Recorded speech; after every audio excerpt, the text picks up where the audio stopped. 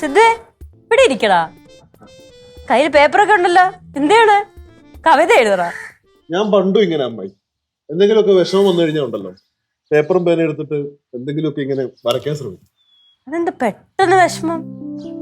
വിഷമം എന്താന്ന് വെച്ച് കഴിഞ്ഞാൽ 6 ദിവസം നേരത്തെ അങ്ങനെയൊക്കെ പറഞ്ഞില്ലേ, എന്റെ അടുത്ത് മിണ്ടത്തില്ലാന്നും പിന്നെ എന്റെ വീട്ടിലേക്ക് വരാൻ താല്പര്യമില്ലെന്നൊക്കെ പറഞ്ഞപ്പോ കേട്ടപ്പോ എന്തോ ഒരു വിഷമം. എന്റെ സിദ്ധു, അത് വിട്.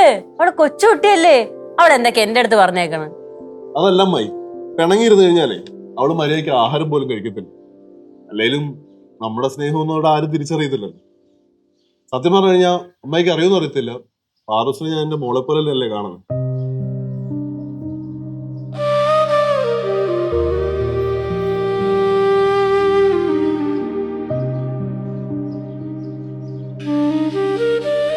ഞാനേ ഒന്ന് ജംഗ്ഷൻ വരെ പോയിട്ടോ. ഇത് പാറുവിന് വരച്ചാണോ?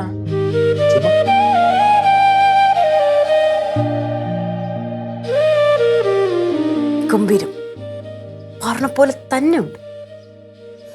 ലച്ചോ,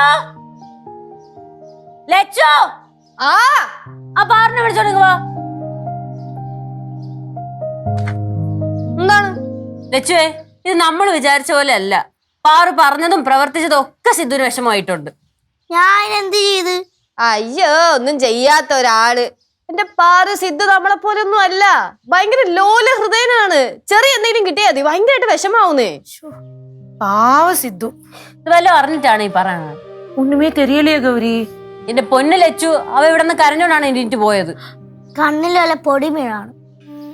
പാറു, ഇതാണ് ഞാൻ പറയണത്, നീ കൊച്ചു കുട്ടിയാണെന്ന് നിനക്കൊന്നും അറിഞ്ഞൂടാന്ന്.